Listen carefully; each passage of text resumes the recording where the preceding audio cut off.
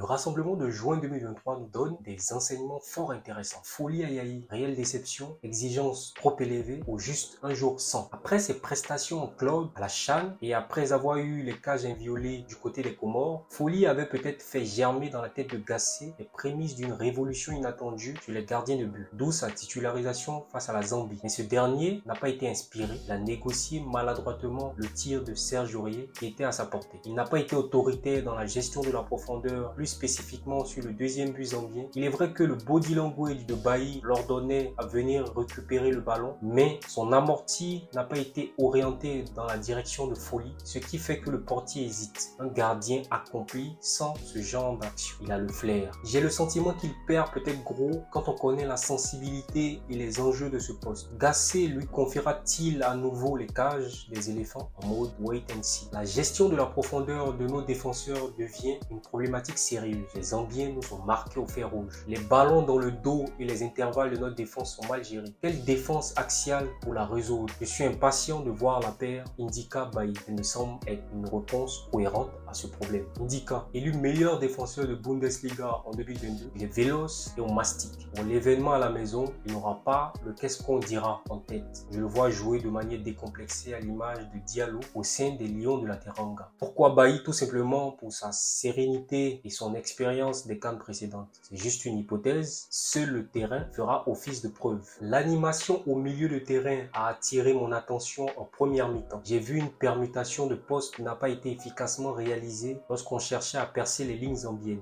Doumbia, Kessié, tantôt à la relance, tantôt sur la même ligne que Sangaré. Souvent, tous les trois diagonalement alignés. C'était une permutation Casemiro, Kroos, Modric, bon marché. La permutation requiert de l'anticipation et une vitesse d'exécution dans les passes de tout genre, ce qui n'est pas la qualité première d'Idrissa et de Kessié en position de relance d'une part. D'autre part, cette permutation requiert aussi une alchimie dans le sens de jouer longtemps ensemble pour se connaître. La triplette Kroos, Modric, Casemiro permutait parce qu'ils se connaissaient footballistiquement parlant jusqu'à devenir complémentaires. Atteindre ce genre de magie se travaille. À moins de 7 mois de la CAN, mettre une sentinelle en pointe basse, soit Seri ou Sangaré, serait la meilleure option pour faire le jeu au vu des matchs précédents. L'utilisation de deux milieux de terrain en pointe basse a montré ses limites. Résultat, le jeu des éléphants est terne, sans consistance, rien ne se passe. Les matchs suivants en sont la preuve. Côte d'Ivoire-Zambie, Lesotho-Côte d'Ivoire, juin 2022, Seri et Sangaré comme pointe basse. Côte d'Ivoire-Burundi, Côte d'Ivoire-Burkina, novembre 2022, Seri et Sangaré comme pointe basse. Zambie-Côte d'Ivoire, juin 2023, cette fois-ci, en deuxième mi-temps, c'est Sangaré et Kessié en pointe basse. Gassé, le 4-4-2 classique avec deux pointes basses n'est pas la solution quand on veut faire le jeu. En espérant voir une Côte d'Ivoire compétitive et rassemblement prochain, je vous dis à bientôt.